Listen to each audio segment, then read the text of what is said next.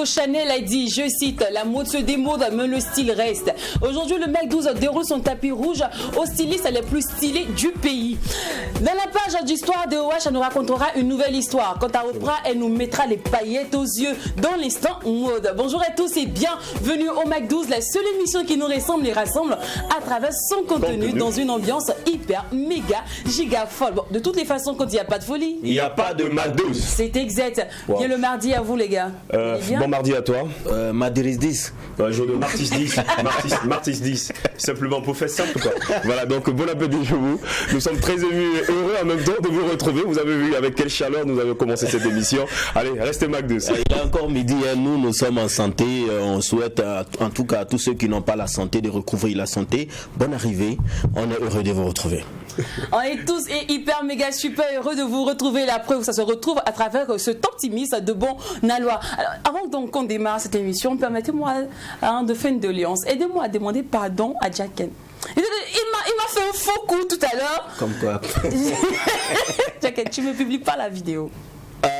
Ça a été publié de toutes les façons pour tous ceux qui sont amis à Jacken ou qui sont amis en fait sur WhatsApp ou sur Facebook. On a déjà vu la vidéo. Moi j'ai déjà mis son statut également. Voilà, donc c'est un statut. Moi j'ai mis son statut. Pourquoi vous voulez ternir ma réputation? C'est pas une réputation en fait qu'on ternit. Tu as juste avoué que tu as fait, mais souvent quand l'émission commence, tu fais comme si rien n'était. Il est midi, hein, donc on va souhaiter en même temps bon appétit à tous ceux qui sont à table. Voilà. Et en même temps, et c'est très logique de savoir ce que nous vivons souvent avant les émissions. C'est ça. Pendant même l'émission, souvent, bon, les 3 points là sont calés, 3 points de suspension. Mais en même temps, il y a un stress qui est là, bien évidemment. Clairement. Et aussi, il y a souvent l'estomac qui réclame ses droits. Franchement, voilà. J'avoue, j'ai faim. Ah d'accord, donc c'est pas moi. Ça c'est devant la nation que tu viens d'avouer que c'est midi. Voilà, tu viens de rappeler qu'il est midi. Il est midi. En même temps, c'est pas de ma faute. C'est de la faute parfois aux stylistes qui nous disent que il y a des tailles standards, il faut rentrer dans telle taille pour que je puisse t'habiller. Donc voilà, vous m'obligez à m'écrire. C'est de ma faute. Donc je suis en régime. C'est important. Et ça tombe bien. On reçoit tout à l'heure des stylistes qui vont venir nous expliquer un peu cette histoire de taille standard, de qu'est-ce qu'il faut faire, qu'est-ce qu'il ne faut pas faire. Ouais. Et pourquoi les femmes rondes parfois ont du mal à s'habiller chez certains stylistes. Ouais. Bon, ça c'est dans l'instant culte à venir. Pour l'instant, nous allons kiffer un peu la musique de Haris 10. Pardon, Haris G qui nous chante Salam Alaikum.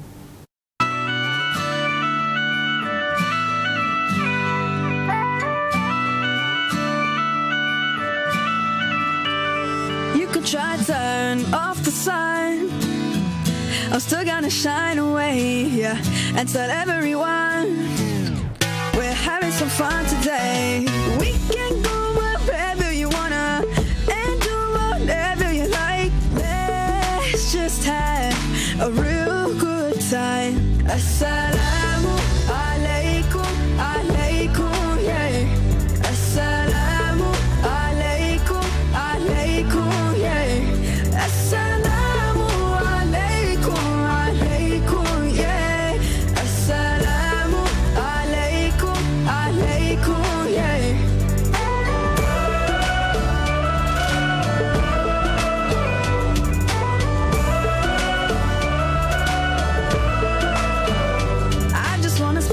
Love and peace and all of my happiness, yeah, to everyone that I meet, cause I'm feeling spectacular. I love it when we love one another. Give thanks every day for this life, living with a smile on my face. Assalamu alaikum, alaikum, yeah. Assalamu alaikum, alaikum, yeah. Assalamu alaikum, alaikum, yeah. Assalamu alaikum, alaikum, yeah.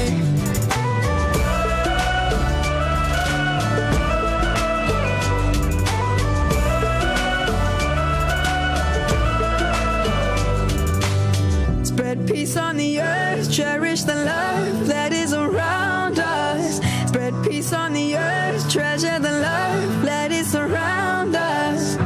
Always be kind, always remind one another. Peace on the earth every day. Assalamu alaikum, alaikum, yeah. Assalamu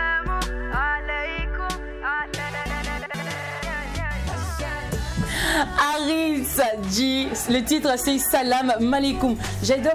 Wa alaikum salam. Oui. J'adore bien la tonalité de la chanson, l'accent. C'est l'accent, oui, justement, c'est une musique mazlem, tu vois, non? C'est une musique arabe, je veux dire, hein, pour rendre hommage en tout cas à tous les musulmans. Voilà, c'est tout simplement.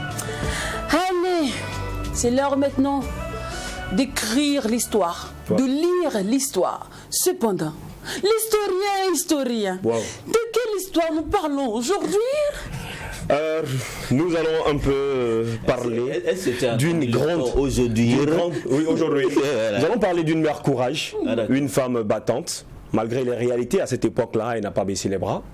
Elle a fait de son mieux pour inscrire son nom dans le livre des femmes qui ont réussi dans la vie, et également de ces femmes-là qui font partie de celles-là qui apportent de la lumière, du courage à nos mamans, à nos jeunes sœurs aujourd'hui. D'accord. Voilà.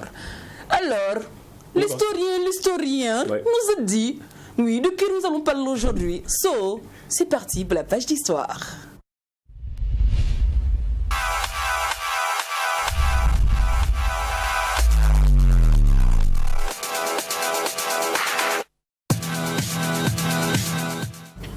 Alors on est accroché à tes lèvres. C'est vrai que tu parlais comme une maghrébienne. Oui. Mais non, notre historienne du jour n'est pas maghrébienne, elle est américaine. Okay. Donc permets-moi s'il te plaît. Permets-moi. L'île des Jaquettes permettez-moi d'aller au pays de l'oncle Sam. Voilà, un jour je reviendrai vous parler de l'histoire de l'oncle Sam. Mais pour le moment, on va parler de celle-là qu'on appelle Madame C.G. Walker. Comme le disait l'autre. Voilà, comme le disait l'autre, l'histoire est en perpétuel recommencement. Alors je vous envoie dans les années 1800 au 19e siècle.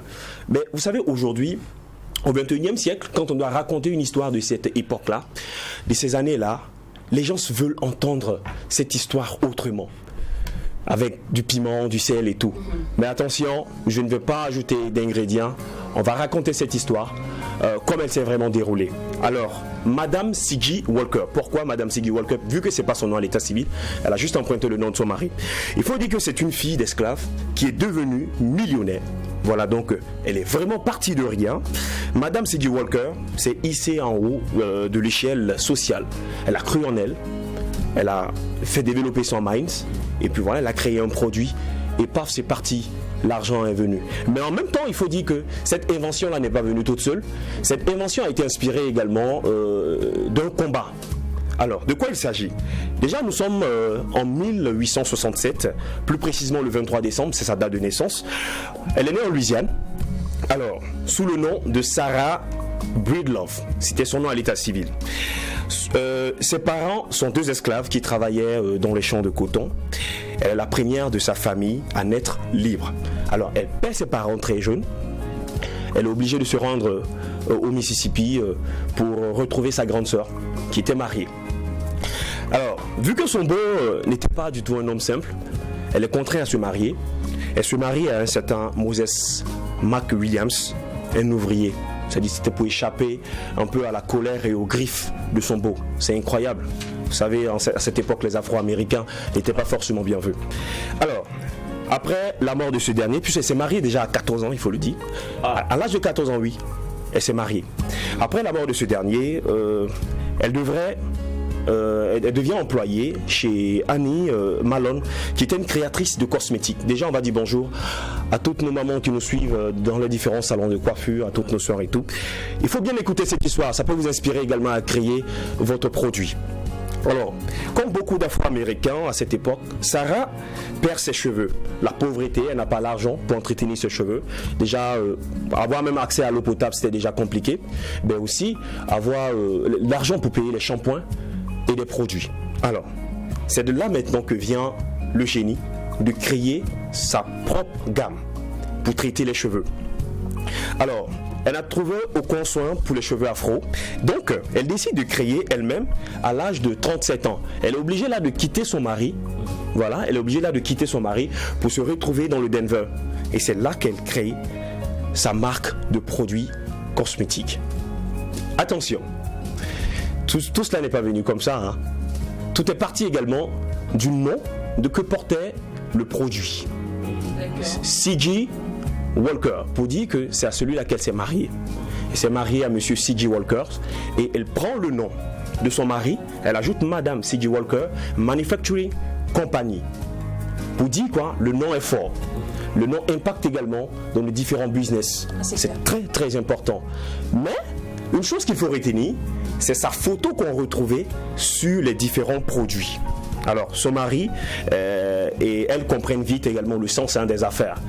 Et c'est parti, elle décide également d'apparaître sur tous les packaging de ses produits. Elle ouvre également une école de formation où elle forme près de 25 000 filles à travers les États-Unis pour que ces filles-là soient vraiment émancipées. Arrêtez de faire le travail domestique, arrêtez de faire également le travail de blanchisseuse ou encore de cuisinière. Elle fait fortune en développant son business aux 4 coins du monde. Aussi, elle étend ce produit également jusqu'en Caraïbes. Il faut dire que l'Amérique centrale, elle conquit l'Amérique centrale dans les années 1913. Elle est une pionnière de la grande industrie américaine, quasi exclusive d'hommes blancs. Donc, son entreprise était plus dirigée, également mise en valeur par ces personnes-là, ces hommes blancs. On ne trouvait pas de noirs. Elle devient la pionnière millionnaire de l'histoire, la première millionnaire de l'histoire à avoir fait fortune par ses propres moyens. Ses profits auraient fait $1 million à cette époque, donc une équivalence aujourd'hui de 15 millions de dollars aujourd'hui. Il faut dire qu'elle s'engage aussi dans la défense des droits des femmes et des Afro-Américains. Elle décède le 25 mai 1919. Elle est alors la plus riche des Afro-Américaines. Voici un peu cette histoire que je tenais à partager avec vous aujourd'hui pour dire que rien n'est impossible. Et voilà, dans cette vie, quand tu veux, tu peux. C'était la page du soir du jour. Rendez-vous dans une semaine.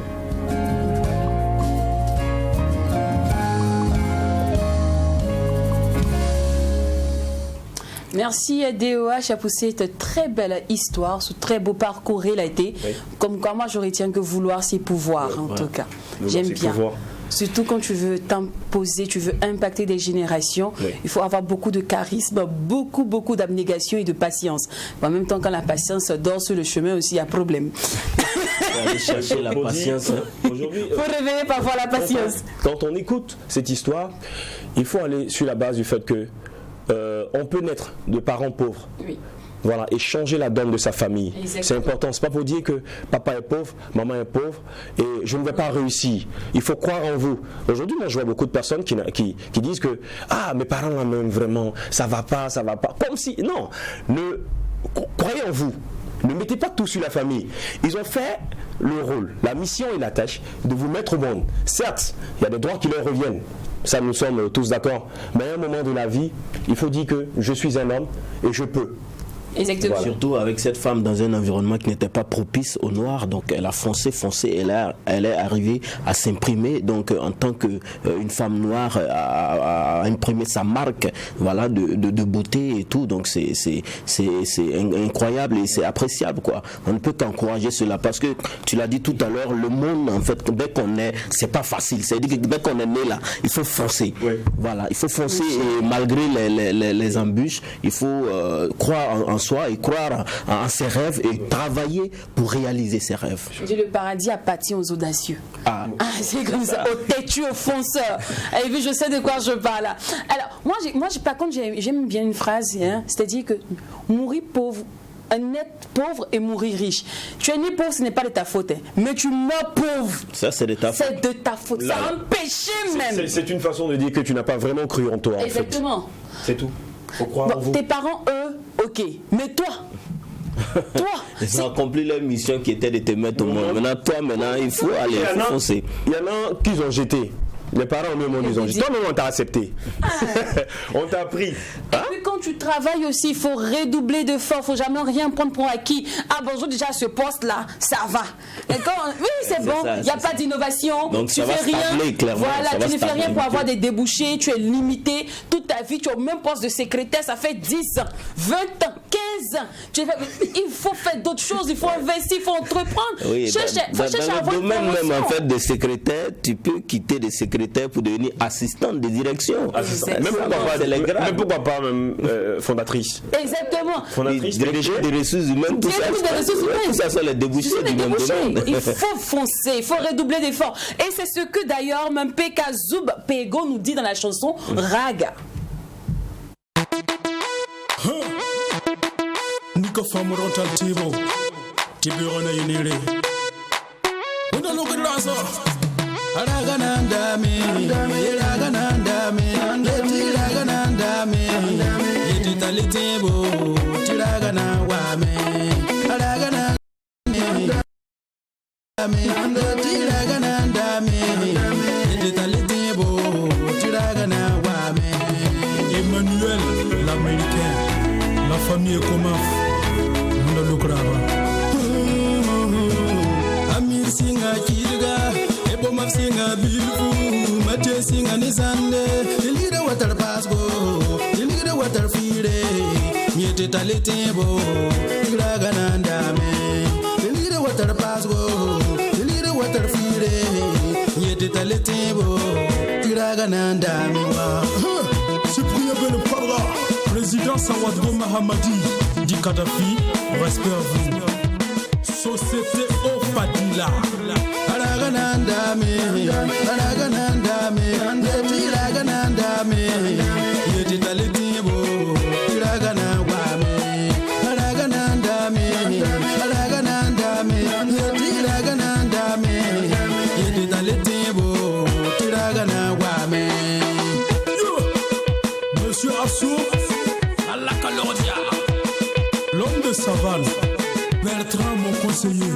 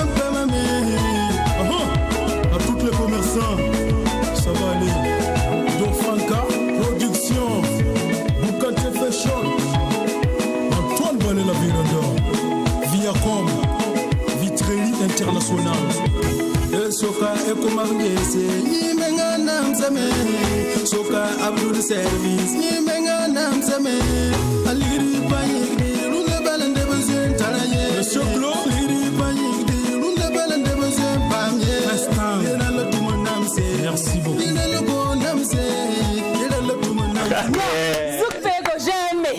Il a spoté tous les babachés du pays. Il dit que tous les financeurs, les mécènes, Abdul Service, il a spoté encore Ibomaf. Tout ça. Tout il dit, tu es fort. Oui, en fait, c'est la stratégie. Hein, tu sais, ma chère, dans notre milieu actuellement, là, on dit que c'est pas facile pour un artiste débutant pour pouvoir se prendre en charge, pour pouvoir se financer. Donc, il faut cibler les parrains que tu vas spotter, dédicacer pour que mon petit vienne prendre ça, il faut te soutenir. C'est aussi une stratégie, en fait. C'est une très grande stratégie. Mais d'ici qu'on va payer tes CD, voilà, tes CD, on va les télécharger, tes chansons. Mais aussi, voilà, aussi, quand on va te positionner, tu sais, pour avoir un positionnement sur une scène au Burkina Faso, c'est dur, hein? C'est dur. Et puis bon, tu vas te positionner même là, tu as gagné combien? Tu peux même pas payer ta maison. Oui, en même temps, c'est pas une stratégie extraordinaire. On a des grands artistes qui vivent de ça. Alors moi, je me rappelle, vous savez, dans la carrière de Koffi Olomide, à un certain moment, il y a sa maison de production qui était tombée, qu'il avait laissé et tout. On a dit que c'est grâce au sport dans ses chansons qu'il a pu se relever. Donc voilà quoi, c'est pas extra. En tout cas, nous-mêmes là. C'est devenu culturel. On est dedans aussi. Que chaque matin, il me lève maintenant en introduction, je cite les noms. Je vais commencer à faire Prince Hakim, Abdul Service, Ouagadougou. Je fais faire. boire du bon Congo. Je vais commencer à citer. Non, laisse plus la chose. Alors, il est l'heure maintenant de dire bonjour à nos invités. Nos amis du jour adorent le chic, le beau, le glamourissime, mais surtout le travail bien fait. Du rêve à la réalité, tout leur défilé nous donne rendez-vous avec la symphonie de la haute couture. Elbach Fashion et Carlos Design sont nos invités du jour.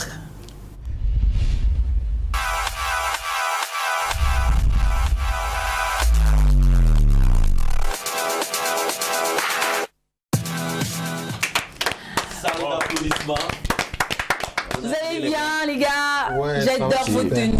Merci. Vous êtes beau, chic. Bon, je ne me suis pas trompée sur vous alors, en disant que vous aimez bien le travail, vous aimez le travail bien fait, vous aimez l'élégance. Vous êtes chic. Merci. Le chapeau là-bas à l'aime en style, façon.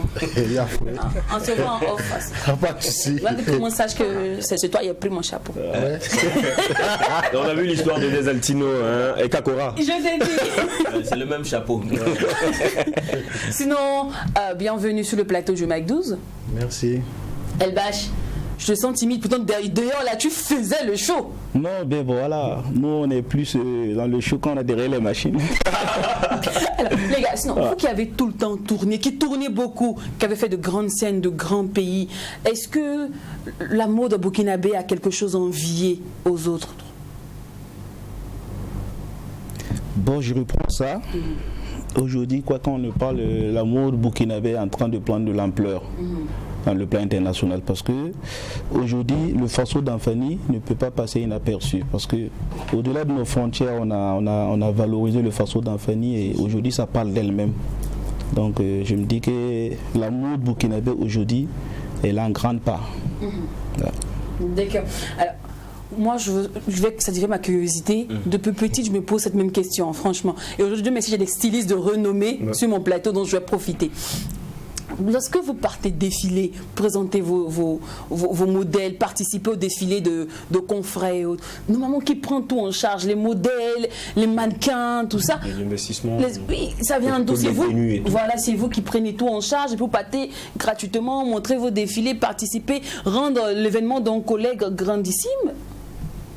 Bon, je dirais que ça dépend. Hein.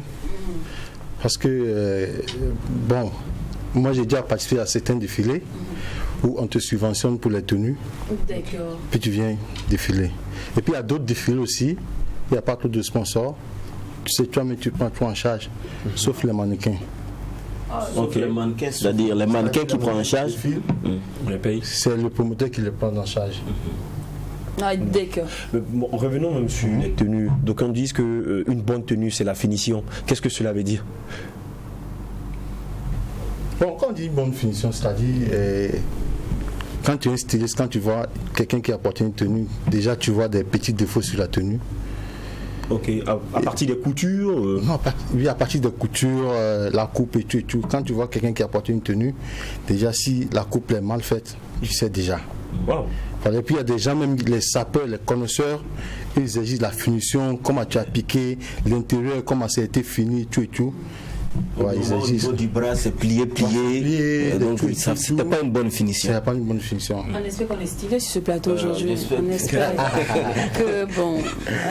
C'est une bonne finition. Laissez-moi. Mais sinon, est-ce qu'il y a suffisamment de scènes pour vous, les stylistes, qui vous permettent de vous exprimer? Est-ce qu'il y a suffisamment d'événements qui vous permettent de montrer vos créations au monde? Ici au Burkina. Bon, on peut dire qu'ici au Burkina, maintenant, il y a beaucoup d'événements de mode. Il y a beaucoup d'événements de mode. Et récemment même, il y a quelque chose qui s'est passé à Bobo récemment, Bobo Fashion Week, qui était vraiment très très grandiose. Et franchement, quand tu suis ça, quand on te dit que ça s'est passé au Burkina, tu vas dire que mais c'est pas vrai. Il y avait du potentiel, il y avait la qualité. Voilà, donc on peut dire il y a beaucoup. On arrive à avoir une très bonne visibilité sur ça aussi, je peux le dire. Mais il y a quand même des stylistes qui se plaignent que c'est comparativement aux autres pays comme la Côte d'Ivoire, les événements sont rares ici et qu'on n'arrive pas à profiter en fait de ces œuvres. Qu'est-ce que vous en dites? Oui, mais parlons de la Côte d'Ivoire. On sait que la mode en Côte d'Ivoire, ça a développé peut-être plus de 20 ans de cela. Mais nous, on vient d'arriver à peine 15 ans, 10 ans de cela, mais en grande part. Donc ça doit se louer, ça se félicite. Donc si on va voir, auparavant on n'avait pas plus de 4-5 événements dans l'année, mais aujourd'hui on n'a pas moins de 20 événements, ou plus même dans l'année. Donc déjà c'est déjà bon, quoi. Ouais, c'est encourageant. Bon, je crois que toutes ces scènes que vous faites, c'est pour avoir de la visibilité, mais aussi avoir du gombo, avoir des marchés et tout. Est-ce que ces scènes auxquelles vous participez là vous rapportent vraiment de l'argent? Est-ce qu'elles sont bénéfiques? Oui. Moi je dirais oui. Ouais. Parce qu'il y a certaines sociétés de la place aujourd'hui, avant qu'ils te donnent un marché, ils regardent d'abord ton parcours, c'est quoi tu as fait quelle scène et tout, avant de défiler un marché. Voilà. Mais est-ce que pendant même le défilé, c'est-à-dire que dès que les mannequins descendent sur la scène, est-ce que déjà vous avez des personnes qui vous contactent pour dire oui, telle tenue de tel mannequin je veux? Est-ce que c'est aussi, comment on appelle, est-ce qu'au Burkina ici c'est fréquent? Bon, on peut dire que c'est pas assez fréquent comme on le veut, mais ça arrive. D'accord. Ça arrive. 2 fois tu finis de défiler et on paie au moins 2 tenues de ta collection. Bon, moi personnellement je vends pas. Parce que moi quand je fais ma collection, je défile au moins 3 fois avant de vendre. Voilà, je peux te reproduire le modèle, mais subitement je ne le vends pas. Wow. Il y a d'autres qui demandent à le payer sur place. Et là, en ce moment, si tu vas le vendre. Oui, mais pour cette stratégie même. Oui, en fait, souvent, je peux dire à ce beau gosse qui a défilé là, j'ai envie. Puis vous voyez, il y a des gens qui sont narcissiques, qui disent oui, j'ai envie de ressembler à cette personne-là. Ils se voient déjà en cette personne. Ils disent bon, ok, cette tenue-là, je la veux. Même quand ils demandent de reproduire après, ils disent non. Si c'est ça, c'est pas la peine. Moi, je veux cette tenue-là. Mais pas comme le mannequin. Ah, mais je vends la vie, je vends pas la forme. Alors, moi, je veux m'intéresser maintenant au concours. De plus en plus, elles ne font que naître. Ici, des concours que vous mettez en compétition tout le temps. Il y a d'autres qui disent franchement que c'est pas important, c'est pas nécessaire, qui refusent même de participer. Vous, votre avis sur ce genre d'événements? Bon, moi particulièrement, moi je participe pas au concours. Hein. Pourquoi? Je participe pas, je ne veux pas me ridiculiser. Parce que souvent les concours, on sait que c'est pas des trucs qui sont crédibles. Voilà, donc tout est manigancé. Voilà, donc moi pas professionnel. Voilà, c'est pas crédible en fait. Ils choisissent les gens par affinité, donc moi je me tiens dans mon coin. Oui, donc bon. D'accord. Mais c'est quand même vous, Elbach et Carlos. Est-ce que vous avez peur de quoi? Des grandes cités. On n'a pas peur si peut-être si c'est M. Tchaken qui est devant, qui va nous tenir, on n'a pas peur. Mais bon, on ne sait pas qui a organisé la chose et voilà. Ah d'accord, voilà qui s'explique mieux. C'est défini également par le membre de jury. Voilà, c'est ça, les membres de jury. Il faut être professionnel. Là, nous on peut venir participer. Là, si tu perds, tu sais que ton rival là, il a bien bossé que toi, il n'y a rien à dire. Mais après, on va prendre aller donner à quelqu'un qui toi-même, tu vois que bon, c'est pas ça, c'est par affinité, donc ça fait pas, c'est pas évident. Et on va maintenant parler des noms de vos collections. Carlos, comme ça, il a des noms de collections. Il est même dans les dictionnaires de Trouffat. Il a créé ça aux amis. D'où sont les inspirations? Comment se définissent les noms des collections? On peut dire, bon, ça là, on va appeler ça jumelle, on va appeler ça ci. Non, le fait si à moi. Alors Carlos? Ouais, bon, je dirais que je suis quelqu'un, en matière de mode, je ne dors pas. Tu me vois chaque matin à 4 heures. Je suis sur mon ordinateur, des recherches. Il y a une image déjà sur l'écran. On peut revenir sur l'image de la fille, déjà comme on appelle cette collection. C'est une collection que j'ai faite. Actuellement, c'est pas encore sorti. Ah d'accord. Oui, mais c'est pas encore sorti. Je crois que c'est à peu près. Oui, c'est à peu près. Oui, c'est la version masculine. Oui, c'est la version masculine qu'il a portée. Ça, c'est pas encore lancé. C'est pas encore lancé. Mais là, on aura droit à quel nom? Bon, c'est pas d'abord. Ça sort la semaine prochaine. Ah bon? Ouais. L'œil de Marie. L'œil de Marie parce que. On a toujours des noms en père, quoi, surdimensionnés. Ça sort la semaine prochaine. D'accord. Elbach, comment tu choisis le nom de tes collections? Bon, l'inspiration d'abord, parce que d'abord pour faire une collection, moi je regarde quelle matière première je vais travailler avec. Et maintenant, l'événement à laquelle je vais participer, c'est pourquoi, son thème c'est quoi. En fonction de ça, je trouve maintenant le nom de la collection qui va accompagner. Donc moi souvent c'est sur la matière première et le thème laquelle je dois aller défiler, c'est en fonction de ça je trouve le nom pour. Hormis un défilé, si tu dois faire une création pour vendre. Voilà. Bon, là actuellement, comme à chaque fois on parle d'industrie, on parle de semi-industrie. Aujourd'hui, pour la vente, moi je ne suis pas trop en boutique d'abord. Je suis plus sur le sur-mesure. Okay. Voilà, donc souvent les collections vendent bon. Ça c'est la force de Carlos. Alors, En introduction, je parlais des tailles standards, des tailles recommandées par des stylistes, tout ça. Quand tu arrives dans une boutique, ah bon, madame.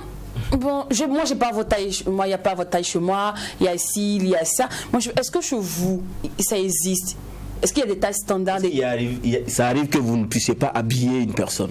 Vous dites non, bon, chez moi ici, je ne peux pas t'habiller. Bon, tu vois, en matière de collection, tu sais, quand tu prends au moins 10 Burkinabés, au moins 8 portent du taille XL. C'est-à-dire, quand tu fais du prêt-à-porter, puis tu couds des habits XL, 10 XL, tu peux ajouter au moins L ça va, double XL ça va. Maintenant, les gens de petite forme, eux, on les met de côté. M, tout ça, on fait MS, tout ça. S même, on ne fait pas trop parce que S, ça va un peu dans les femmes. Oui. Voilà, donc M, on le fait encore ajouter. Donc la taille standard, même, c'est du XL. Ce que je comprends mieux, vous comprendre la philosophie d'un styliste, vous partez sur les différentes formes qu'on retrouve sur le marché. Oui. Donc, c'est pas parce que vous ne voulez pas habiller d'autres formes, d'autres morphologies, mais c'est ce qui est plus rentable pour vous que vous faites. Effectivement. Par exemple, quand tu prends du XL, quelqu'un qui fait du XL, son épaule c'est 48.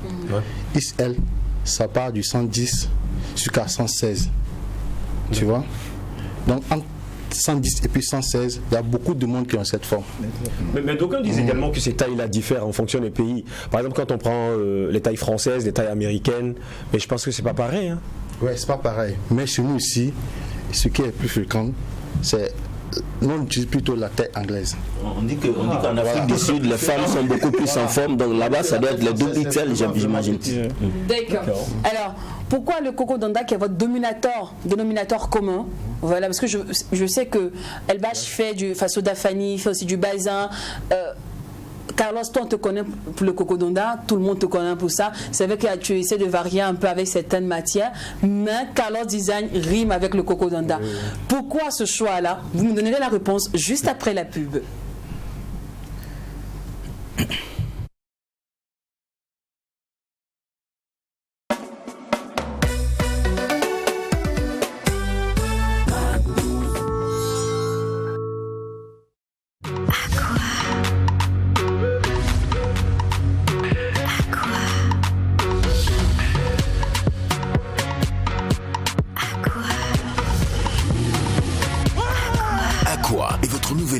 D'une source minérale et filtrée par plusieurs couches de roche, idéal pour l'équilibre de votre corps. Aqua est aussi disponible en énergie citron, fraise, pomme et tonique à 50 et 100 francs seulement. Aqua, pour la soif et le plaisir, un produit KMG. Aqua vous souhaite un bon ramadan.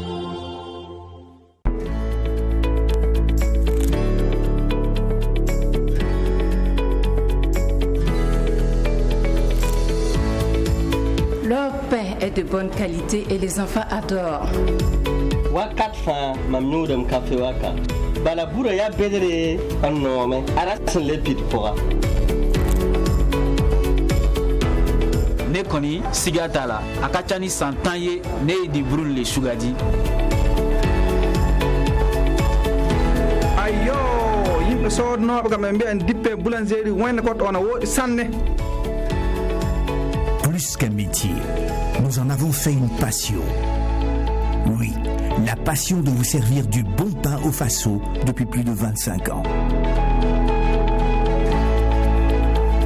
Aujourd'hui, nos espaces pyramides sont plus que des espaces de vie dont vous repartez toujours avec de la viennoiserie, des gâteaux, la glace et ce bon pain pour le bonheur de la famille.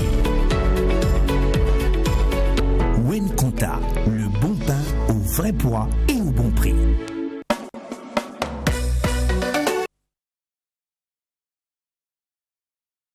En plateau et vous suivez le Mac 12, la seule émission qui vous rassemble et rassemble à travers son contenu. Jean Luthier à l'agréable, c'est notre dada. Aujourd'hui, le Mac 12 déroule le tapis rouge aux stylistes les plus stylés du pays, Elbach et Carlos Design. Alors les gars, je disais tantôt, pourquoi vous avez opté pour le Coco Danda, pour cette matière? Elbach. Il est en train sûrement de réfléchir à une question. Le Coco Danda aujourd'hui, franchement, l'histoire du Coco Danda, elle vient de loin.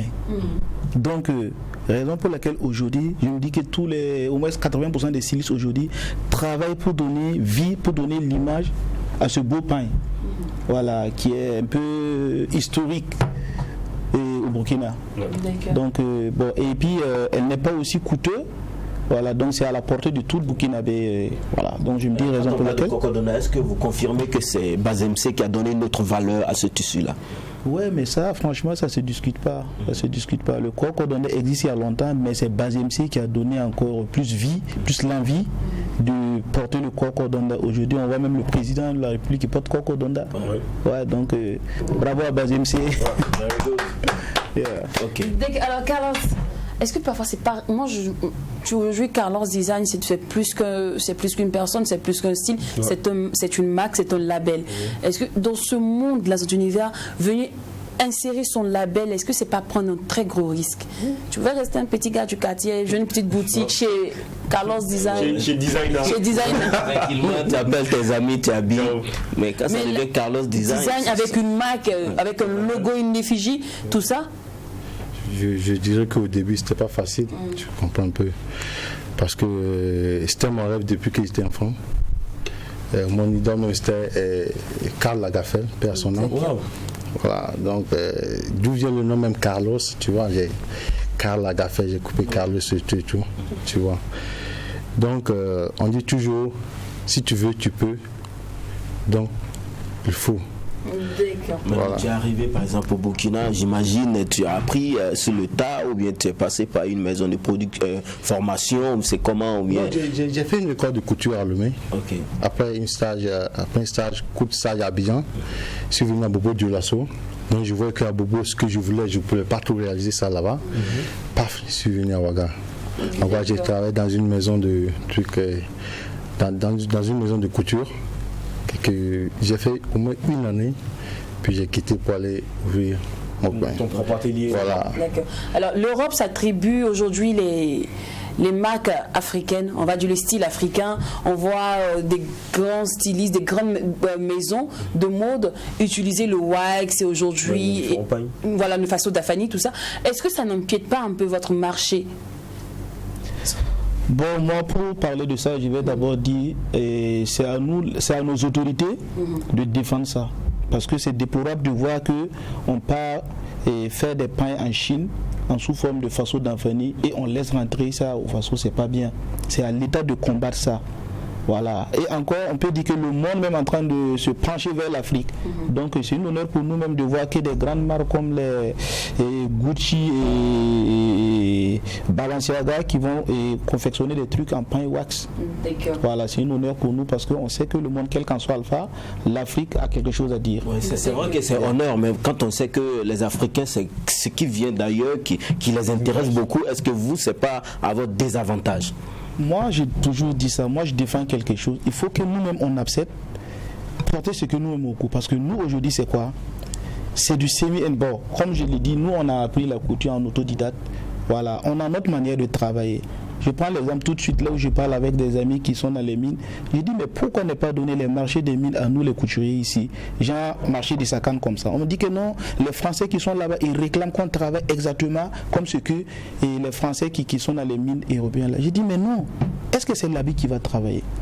Nous on n'a pas de grandes machines ici pour faire des boutonneurs, fixer des boutons, surfiler des pantalons, tout on fait à la main, donc c'est l'artisan, c'est artisanal. Oui. Ok, en somme, est-ce que si nous, les couturiers ici, on nous donne ce marché-là, on pourrait s'équiper. Oui. Si tu gagnes un marché de 50-60 millions, tu finis. Tu pourras t'équiper toutes les machines que tu ne pouvais pas avoir, tu vas les payer. Mais si on continue d'aller produire ça, toi tu es là, on te donne le marché, tu cours, tu pars produire ça en Chine et tu reviens. Même dans l'élevage, c'est toute une démarche. Yeah. Bon, la question c'est est-ce que vous avez déjà postulé pour avoir ces différents marchés-là? Mais bien sûr, quand je parle, c'est qu'on en parle. On en parle, on dépose les papiers, mais on ne gagne pas. Et après, tu essaies de comprendre pourquoi on dit que non. Voilà les critères qui sont là. Je dis, mais désolé, ce n'est pas la tenue qui va travailler. C'est à nous d'imposer les blancs qui sont ici, de porter ce que nous on fait. Elle ne peut pas exister. Des marchés qu'on ne trouve pas.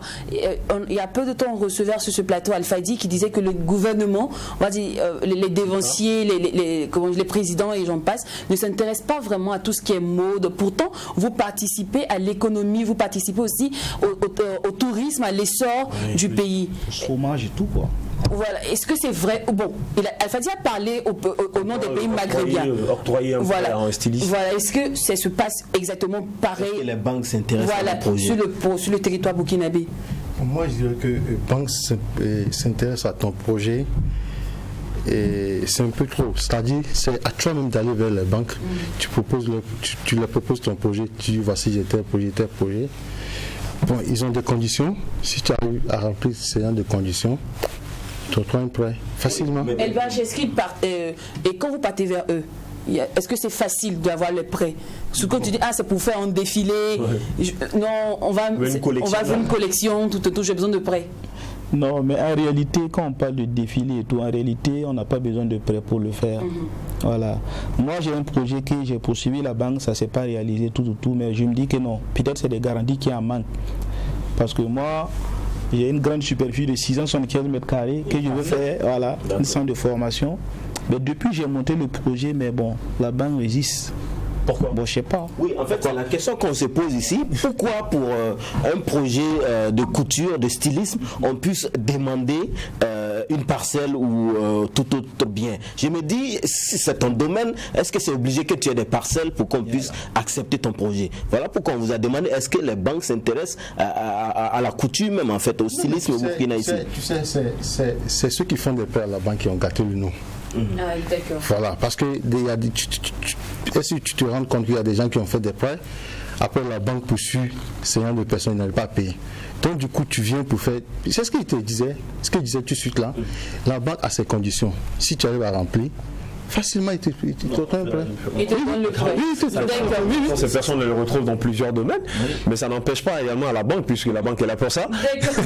Allez les gars, je crois qu'on est au thème de notre interview, on ne fera pas, on ne se tombera pas d'accord sur ce... Et puis en même temps, les avis sont partagés. Oui. Et chacun ses réalités sur le terrain, je crois, on va dire ça comme ça. Donc, les gars, conseil pour tous ceux qui aimeraient faire carrière dans ce domaine, qui aimeraient emprunter vos pas. On va commencer par Elbach. Ok. Bon, moi d'abord, tout ce que je peux penser d'abord, premièrement, on ne vient pas dans la mode par hasard ou bien parce qu'on n'a rien à faire. Non, c'est pas un travail de paresseux. Il faut d'abord l'amour de la mode. Et si tu es dans la mode aussi, il faut te fixer des objectifs. Parce qu'aujourd'hui, si nous on est là, on défile un peu partout, on nous invite un peu partout, c'est pas pour rien. Parce qu'en réalité, on aime ce qu'on fait et on veut être des icônes demain. On veut que même si on n'est pas là demain, que nos noms restent, qu'on parle de la marque et voilà, ça soit vivable.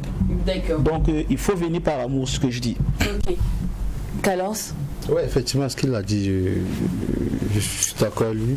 La couture, c'est un travail qui est vraiment, vraiment jaloux. Okay. Si tu vois quelqu'un te dit non, je suis couturier et puis je suis homme d'affaires en même temps, c'est faux. Peut-être le gars, il ne sait pas coudre. Voilà. Il a fait une atelier de couture et puis il fait ses affaires. Un vrai couturier, un vrai styliste ne peut pas coudre et puis faire une autre affaire. Donc, le conseil que j'aimerais dire à mes petits frères qui aimeraient faire la couture, c'est que aime d'abord la couture et puis la couture va t'aimer automatiquement. Aime ce que tu fais. Alors, pour 2021, qu'est-ce que vous réservez à vos amoureux de la mode? Il y a des collections en vue, il y a des défilés. Alors, je sais déjà qu'il y a une collection en vue, on a vu ça sur l'écran tout à l'heure. Je ne connais pas le nom. Je ne connais pas encore le nom. Alors, Elbach? Ok, 2021, je suis en train de faire quelque chose qui va arriver d'ici là, très grand showroom. Voilà, au nom d'Elbach. D'accord. Un contact pour tous ceux qui aimeraient passer dans votre boutique? Moi, c'est le même temps, le hasard. Le 79, le 70, 49, 76. Ok. Elbach? 78, 81, 15, 91. Merci beaucoup d'être passé sur le plateau du Mac 12, les gars. Cool. C'était un réel plaisir. Merci. Et je sens qu'on a laissé tous nos téléspectateurs sur la fin. On va reprendre cette interview-là très prochainement, ne vous inquiétez pas. On va toujours rester dans l'esprit mode, dans l'esprit fashion, mais cette fois-ci, c'est Miss Oprah qui viendra nous mettre les paillettes aux yeux. Et pendant qu'elle s'installe, nous allons faire un tout petit coucou à tous nos Béninois et aussi nos Nigériens, parce que c'est une histoire de fusion, mais en même temps, c'est l'Afrique qui gagne. Angélique Kidjo et Yemi Alade pour vous.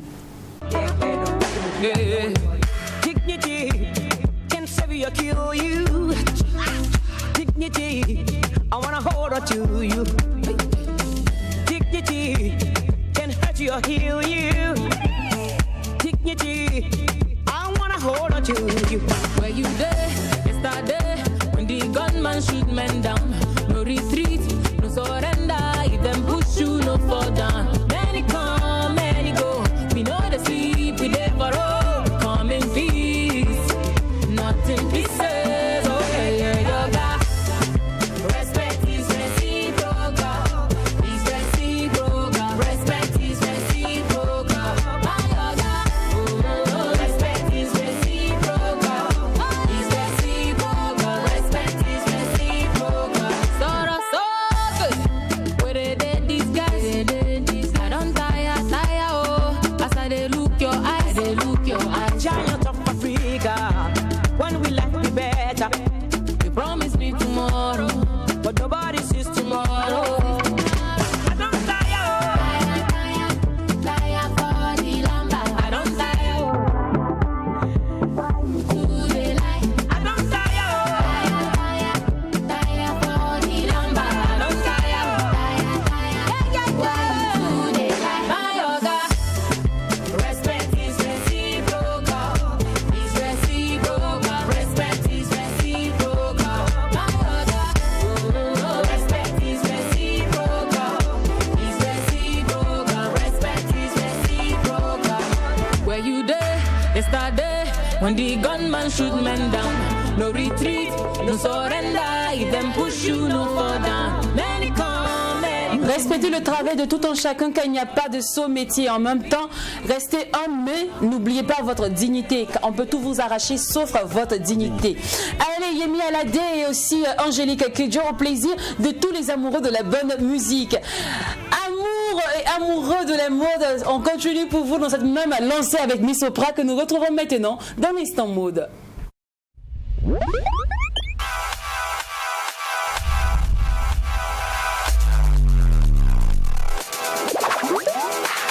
Salut Pipi. Salut Lynn, salut les gars. Hello, Bien, Oui, ça va comme d'habitude, je me porte à merveille. D'accord.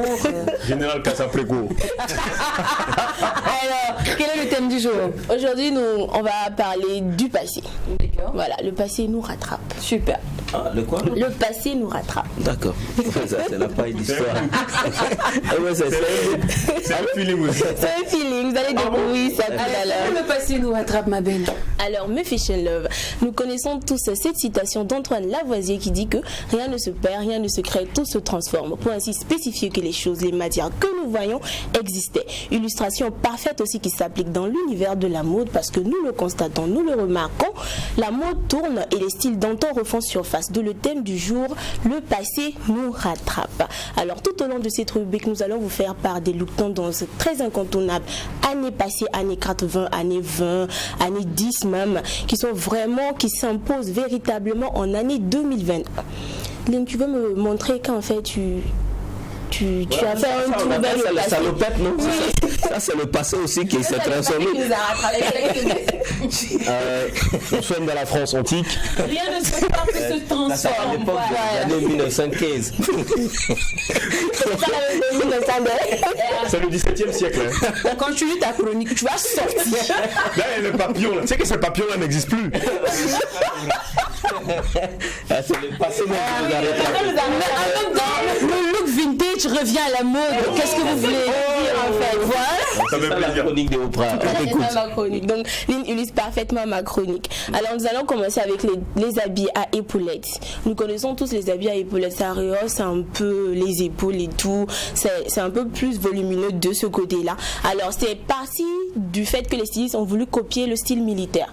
Donc, avant, vous voyez, les militaires, ils avaient un peu les épaulettes et tout. Ils ont essayé de copier. Et c'est vraiment, ça a été vraiment la mode dans les années 80. C'était vraiment chic. Les gens ont vraiment apprécié. Et c'est en train de revenir en force. Donc, mais le conseil que j'aimerais donner, c'est pour les personnes qui sont très minces, vous êtes conseillé de les porter. Alors, pour les personnes qui sont vraiment avec beaucoup de forme, avec beaucoup de chair, c'est très à éviter parce que ça allonge la silhouette, ça donne un peu plus de volume au corps. Donc, si vous avez plus de volume et que vous en rajoutez encore, ça donne un mélange et c'est pas très très joli à voir. Alors, nous allons continuer avec les pantalons pantalons au bout large. Les pantalons au bout large que nous connaissons aussi communément les badef. Les bas 40.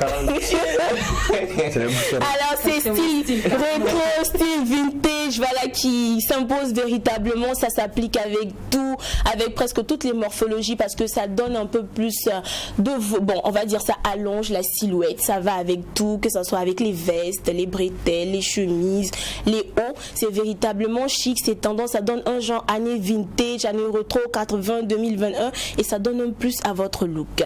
Nous allons continuer avec les boucles d'oreilles démesurées. Ça c'est parti avec les styles afro-américaines, celle qui était un peu rappeuse, style on peut dire ghetto, avec les boucles, beaucoup de chaînes et tout. Donc c'était vraiment années 80 et c'est en train de revenir véritablement de nos jours en 2021. Ça donne un style un peu plus rock, ça donne un peu l'allure ghetto, fille gangsta, et ça change un peu de ce qu'on a l'habitude de voir. Donc jouez un peu avec le look, ne restez pas trop conformiste, je suis un peu classe, non, avec votre style classe là, ajoutez du rock dedans, vous allez voir que vous allez péter, vous allez donner un truc bim à votre look. Alors nous allons continuer avec le haut à épaules tombantes. Là, c'est pas les deux côtés qui tombent, mais c'est plus un côté. Donc là, c'est tendance vedette années 90, de vêtements à lui seul, hein. Un look décontracté, très chic, tout à fait séduisant. Il se porte avec tout, que ce soit les jupes, les pantalons, voilà, les culottes, les bermudas, ça se porte avec tous les palazzos. Juste savoir combiner les choses pour que ça donne un effet vraiment chic. Les chapeaux rétro. Donc vous allez voir, en année 20, avant les femmes d'une certaine classe, elles aimaient porter des chapeaux, des petits chapeaux sur la tête, ça les distinguait un peu, ça donnait genre... On appelait les képis. C'est Catherine, un truc comme ça. Catherine, voilà, des Catherine. Donc c'était un peu les chapeaux des femmes qui étaient de famille aisée. Elles en portaient pour un peu se distinguer de celles qui étaient de famille modeste. Donc c'est en train de revenir. Donc vous portez votre pantalon, vous portez votre chemise et vous prenez le chapeau, vous mettez sur le haut. Ça donne un plus à votre look. Et nous allons terminer avec la veste jean overside. Ça donne le côté rock, le côté bad girl, le côté chic. C'est à la fois chic, bad girl, et puis ça donne, on va dire, un ton vraiment chaleureux, un ton vraiment innovant, un ton nouveau à votre look. Je vais m'arrêter ici et j'espère que vous avez apprécié. En tout cas, je vous les conseille. On se retrouve la semaine prochaine pour d'autres looks. Merci Miss Oprah, et nous on vous donnera rendez-vous demain, même heure, même canal, avec ce même optimisme de bonne loi et ce grain de folie en famille. Vous savez tous, lorsqu'il est 12 passé de secondes 2 minutes, on dit toutes ces phrases. C'est qui se passe au McDo. Et quand c'est bon, c'est exact. À demain famille. Je sais, il a signé, mais son nom tu veux garder. Les papas de côté, on n'a plus le temps pour vous calculer. En vérité, c'est fâché. Aujourd'hui, là, je vais vous